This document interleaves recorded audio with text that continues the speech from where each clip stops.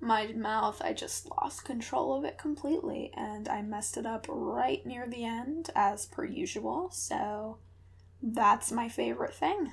Let's continue in that manner. Hey guys! So in today's Sketchbook Sunday video, I'm working on a couple of different pages. The first page I did in preparation for my last illustration video, and the second page was fairly simple and was done just as a sort of portrait practice. So I hope you guys enjoy the process, and I will see you there. So with the first page that I'm working on in today's Sketchbook Sunday video, I really think I am starting to explore one of the things that comes with working in a sketchbook that we don't like to admit to, and that's creating pages that you're not completely happy with. And on this page, I really wanted to do some studies of deer, and these were done in preparation for the last video that I did.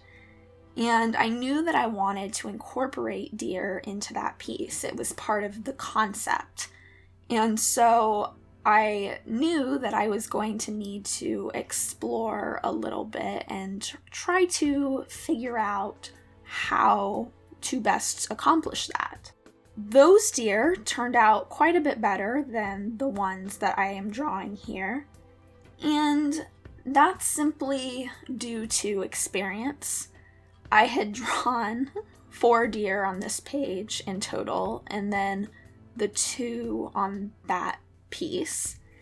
And it gave me the confidence to create something that was a little more close to life.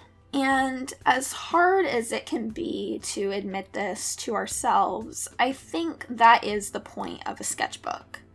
Sometimes we become so caught up in the idea of perfect sketchbooks because we see people all the time that seem to have perfect sketchbooks where every page is beautiful and a work of art in its own right.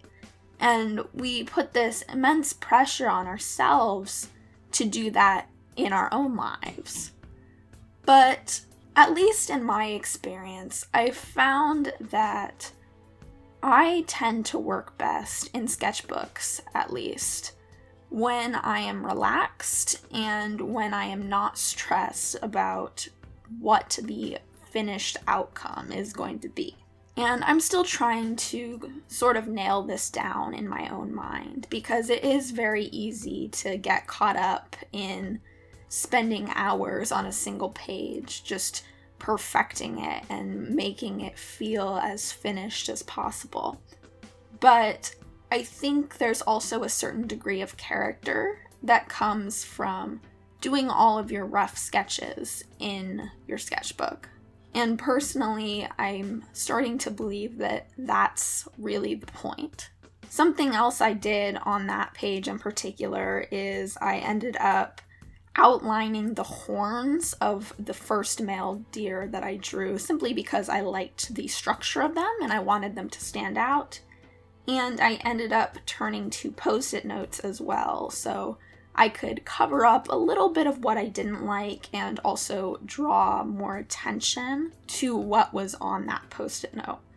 The second page that I'm working on is pretty much the complete opposite of the first, and it's more what I'm accustomed to drawing, and it's a portrait, and it was based on a photo reference that I had found on Pinterest. And it's fairly simple in comparison to some drawings of people I've done in the past, but I really wanted something that would be fun and kind of soothing to draw because I have found myself recently becoming sort of uptight in a sense about pushing myself constantly, and I'm not really giving myself the time to relax and enjoy my artwork for the sake of my artwork. And that's really what I was trying to do with this page. I was also sort of trying to study the clothing in this piece because I've done clothing studies in the past, but it's been quite a few months since I've done that.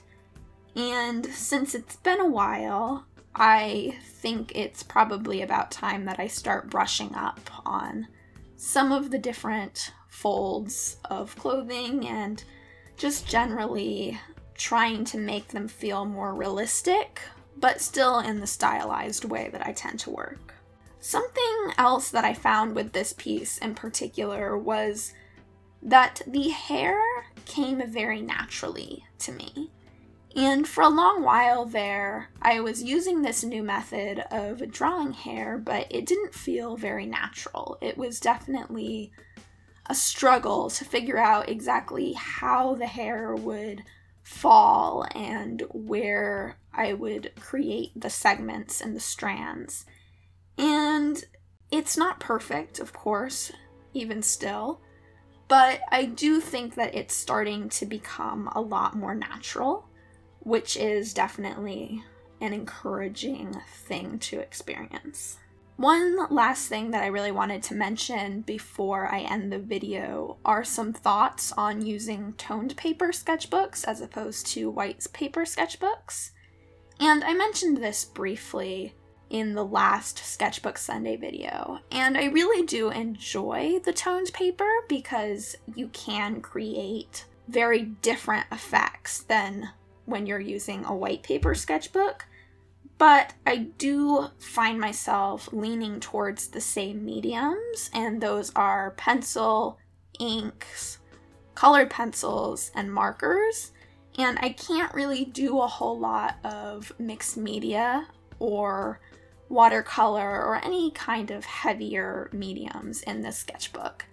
And possibly it's just the paper, because the paper is very thin, and if it gets wet, it becomes very brittle.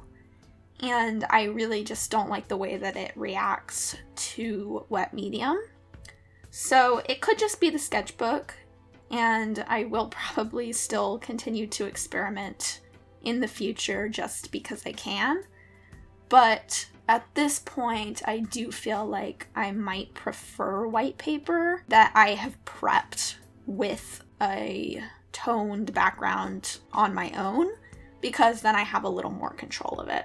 So I hope you guys gained some sort of inspiration from this week's Sketchbook Sunday video. If you were inspired to work in your own sketchbook, I'd love to hear from you. Thank you all for watching, and I will see you guys next time. Bye. I really just want to call that done and be like, okay, this is the real me.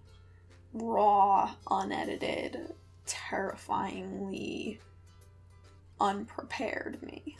I think that things sound good, and then they sound terrible. And then I do takes that I think sound terrible, and then they actually sound good. So I don't know what's happening until I watch the footage back, but I have to end the video at some point.